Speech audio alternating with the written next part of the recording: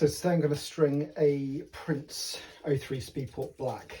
Very, very common rackets back in the sort of mid 2000s in squash. Not as common in tennis, but there's still quite a few floating around. This one's for a player who's playing in the Wimbledon Seniors, which is starting, I think, this weekend, I believe. Without further ado, here's how I go ahead. So first of all, this is going to be strung at £56, so I'm just going to put the extra insurance here with the clamp. Just make sure that's on.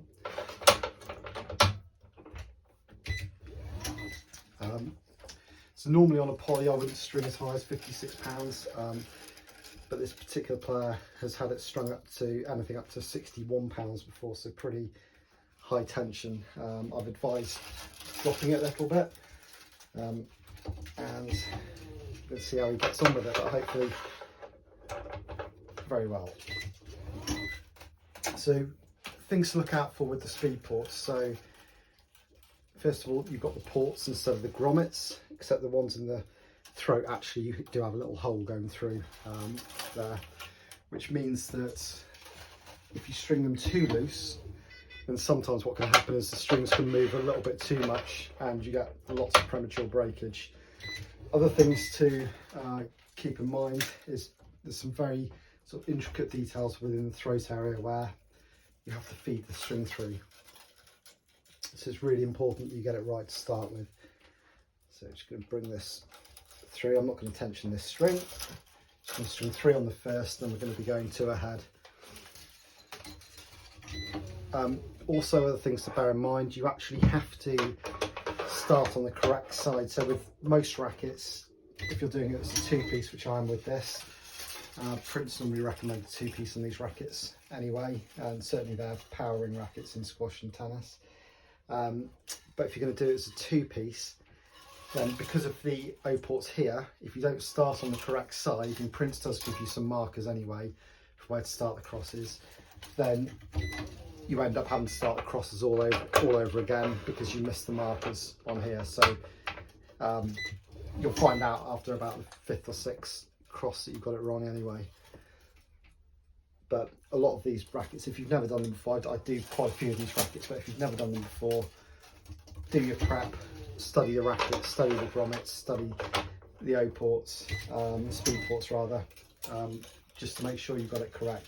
Also, just a little bit of terminology here. So although this is the 03 speed port black, they're not actually O ports that you're stringing through, they're speed ports. The difference being with the O ports, they were more oval shaped, and the speed ports are a little bit more kind of rectangular. So does it make a difference? Possibly not. I think you probably get a little bit more wear on the speed ports than you would do on the O ports. However, in models like this one, what Prince have actually done on this tennis racket anyway is they put some plastic inserts through the grommet that come through, which helps protect the string a little bit. Certainly on the squash variants of this racket, you didn't get the plastic inserts inside the ports.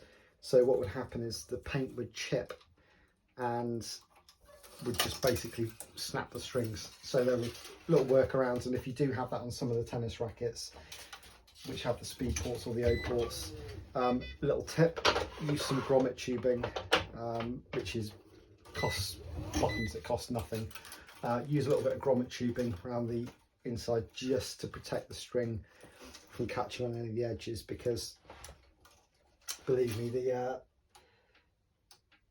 edges do sharpen up as the paint chips, especially when they get a little bit older. So you've got to take real care with these rackets. Another good reason not to smash the racket on the floor if you're playing on anything other than grass. But in theory, these rackets shouldn't really take you an awful lot longer to string than others. The other thing, actually, which I probably should mention, which you'll see when I'm doing the cross strings on this, if you haven't got a machine with a brake on it, so I have on my Biardo, I've got a brake underneath here, then stringing the crosses can be very problematic on this racket, because you have such a large gap in between the ports here. What happens is the racket actually moves as you're pulling the string, so you need one of two things essentially. One is to have a break on the machine, and most decent electronic or top end crank machines will have a break underneath the turntable, or you need, I've got one somewhere, but you need a little gizmo that comes with these, or used to come with these rackets when you got them new, specially designed by Prince, which effectively slots in between that hole, and it's got a little nook where you slide the string across that stops the string from moving about. So that's the other option if you haven't got a turntable break. Most effective way to string these rackets so will be on a machine like this, so be on a decent machine like an Alpha Ghost, a Biardo, any of the Onyx machines, Technified machines. They'll be on a decent electronic constant pull machine. Actually, I'll tell you what, I'm going to stick an extra 10% on that particular one there. Busy talking. Or it'll be a decent crank machine, normally on a stand where you've got the brake underneath. Because on a drop weight, you can have issues, I think, getting the tension right on the side, because using the little tool isn't ideal for the spacing on the speed ports. It's quite hard to keep consistency going. Another little tip as well on these rackets, just have a look at the spacing on the strings just to make sure you've got it right, because there are obviously a couple of extra grommets down here. A simple rule of thumb is if they don't run parallel, if they don't look quite right, then the chances are they're probably not going to be quite right. And Prince, you can probably see it here very nicely, put some markers to tell you what's the short side, what's the long side, where to tie off main. So it's got a little M by where it says short side. That's really useful. Again, putting another 10% on this.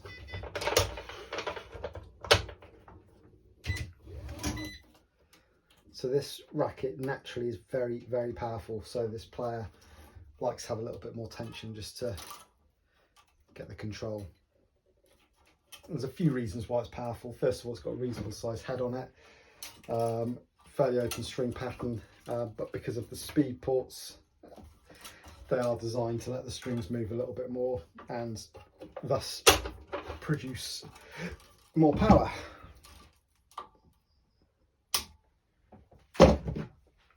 So you see I'm just blunting the ends of the string off there just to help a bit. Right, so I'm just going to get the string ready for the cross sections on here. Now what we will do, so you see there's a tie off there for it, is I'm just going to feed some of this through. Oops. Let's just start this then, shall we?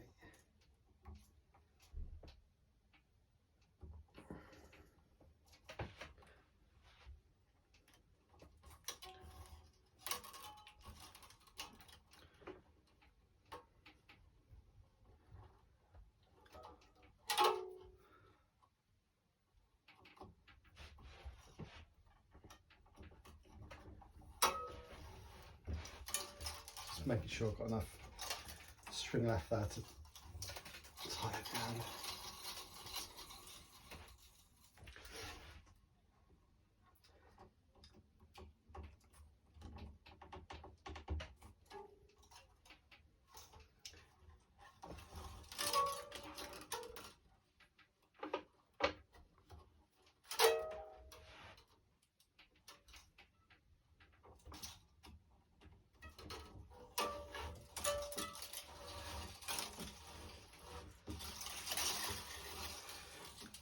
So you will find the string generally quite tight to pull through at the start, just because you're going underneath a few strings.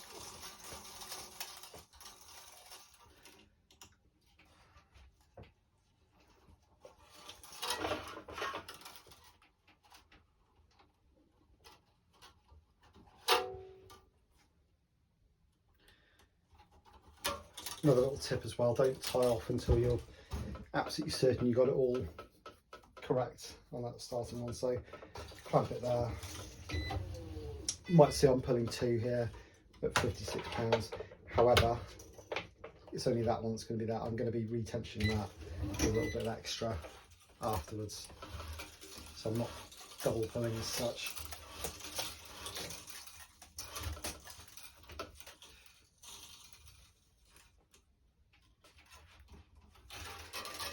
And you'll see what I mean in a minute about starting the crosses the right way.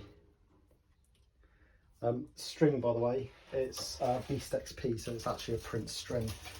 So this player uses both Prince rackets and Prince strings, and Prince grips on the mix of it as well. So he's a bit of a Prince fan.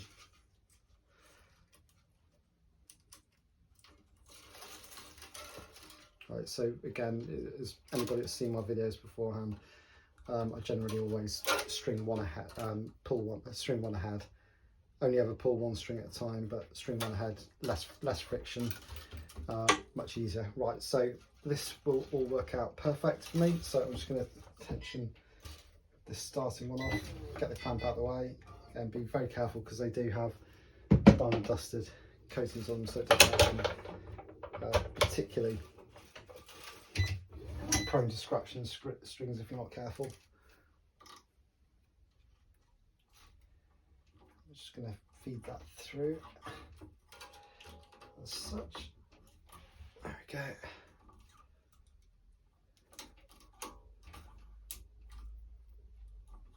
There are a few different ways actually of doing this. What I'm doing is I'm replicating the setup that somebody else has done for one of his other rackets a few weeks ago. Obviously doing it in my own way, but I don't want to drastically change things too much. Personally, I'd probably start with having the second one as the one where we actually have the tie off, but I want to have consistent rackets there, and then perhaps we can change things up after. There we go. So as you notice, I put an extra 10% tension on that string there. Another thing to keep in mind as well when you're stringing these rackets is try to leave tension on the strings consistently, so don't leave the string bouncing on the tension you have for too long. Try to be very consistent, especially with poly strings actually, because they're not as elastic as other strings, so you don't want to stretch them out too much. So as you're going to see in a minute, we're going to start using the brake. So this string here is now going through this port perfectly, and it will come out here. So that's exactly where we want that particular string to be. The reason why you need the brake is otherwise the string goes down there when you're pulling. So you need that brake just to get it right. If it's not completely clear what I'm talking about, if you do ever string one of these rackets and don't heed that advice, you will very, very soon see what I mean. So these rackets, it's all about prep and having the right equipment. So I'm going to break it here, so it's roughly in line with the pull up. I like to leave it out just a little bit, just to make sure that there's absolutely no slip. Then I have to release the brake. You probably hear the clunk on the brake as it's going through.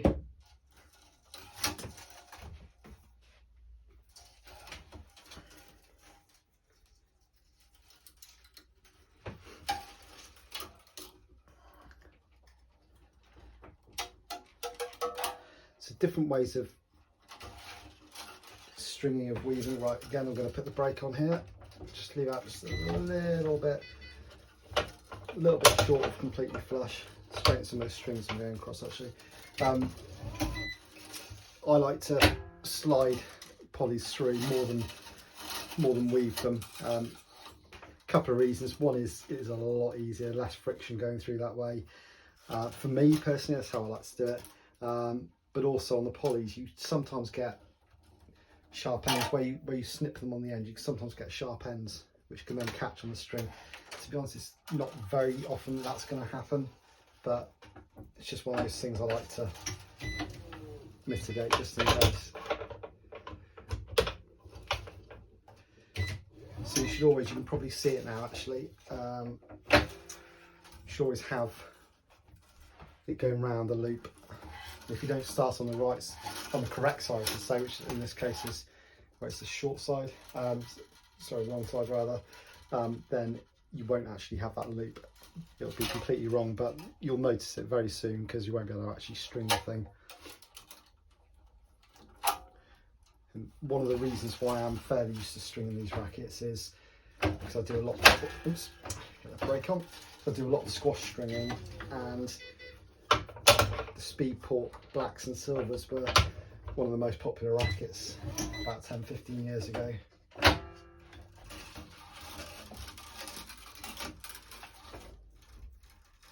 As I said before, with these holes, when you're pulling tension through, if you haven't got a brake, then you need something that basically jams in the hole, and prints do have these kind of key ring things that they used to give out. Very handy if you've only got a drop weight or a cheap crank machine, but otherwise brakes are invaluable. Adds a little bit of time onto the stringing, but not absolutely loads, not enough to worry you too much really.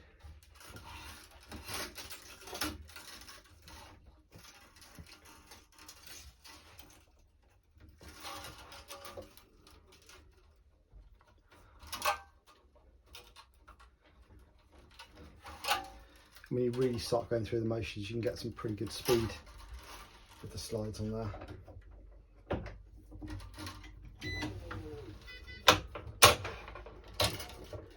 And just try and straighten out the strings a little bit as they come through.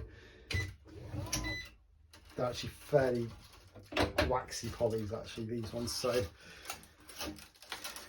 if you don't try and straighten them out, then you'll be left with notches towards the end. And the more straight they are at the end, the least you have to straighten them out, the better the tension maintenance is as well. You can never completely cure it, but it's a lot easier. And again, I'm using the brake all the time. I'll probably stop using the turntable brake once I get down towards the end of the racket, because I won't need it, because naturally it will fall into place and be aligned there. So it's normally with about three, possibly 4 grommets left. Sorry, 3, possibly 4 crosses left towards the end where you stop having to use the brake. But until it's perfectly aligned with there, then you should really use it.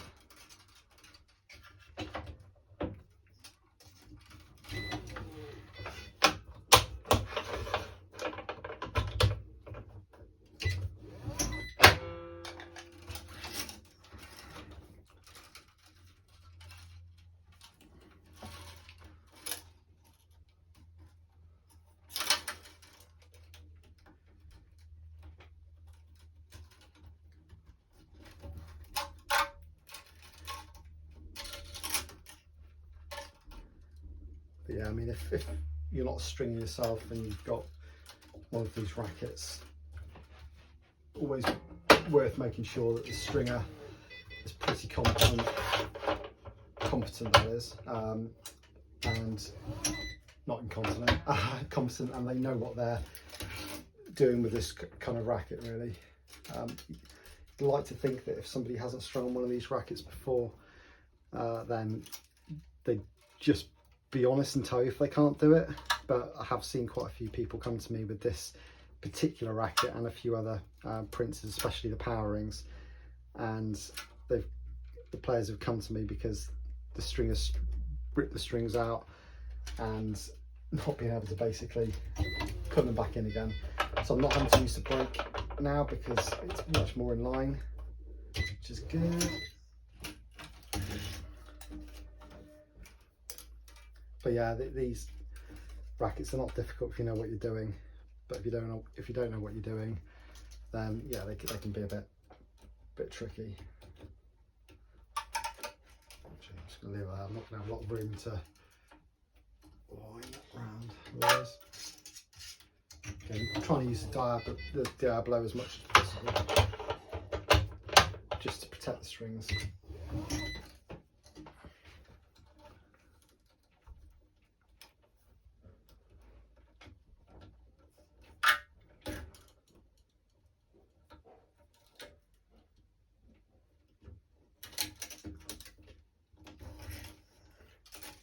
Should have just about enough string left towards at the end to tie it off correctly.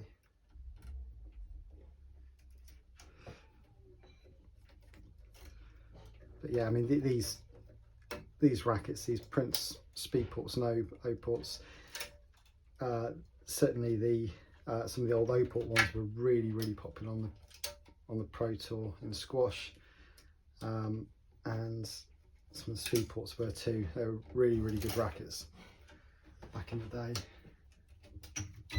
And Prince went off the boil a bit with squash. Qualities seem to drop down, so I do still see a lot of these rackets that are 15 years old in squash and in tennis floating around on the market. Right, this may look a little bit awkward how I'm putting this through now. It's the last cross. But a little tip to stop it from twisting is persevere without, instead of just going like that with the poly, persevere and actually just feed it through like that, slide it through, because it's surprising if you don't, then quite often you can get a kind of twisty effect on that final string. So again, putting an extra 10% tension on the last string.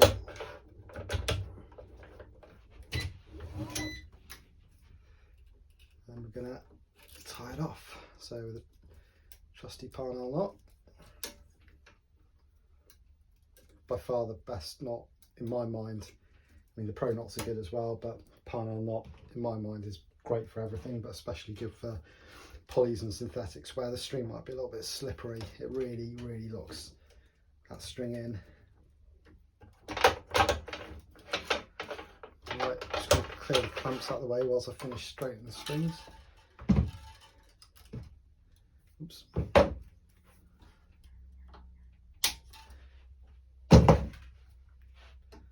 I normally like to stencil most of my rackets, but this player in particular has requested no stencils. He hasn't got stencils on any of his other rackets, so this one's just going to be as it comes.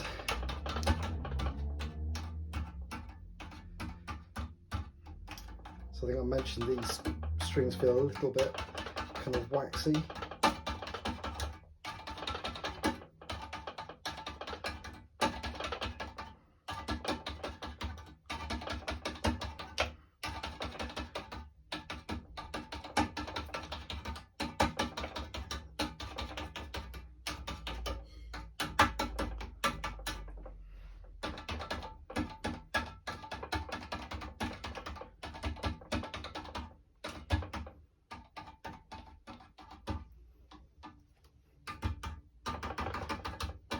Another thing as well, the amount of people I don't see straightening the main strings out after. I think they think that it's fine just to do the cross strings, but equally important to do the main strings. And you see pictures where the main strings are kind of bowed in.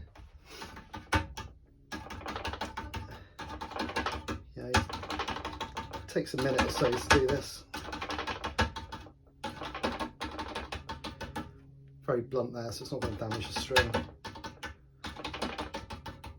You come in at a bit of an angle. So there we go.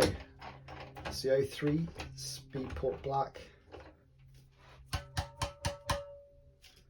going to have some power.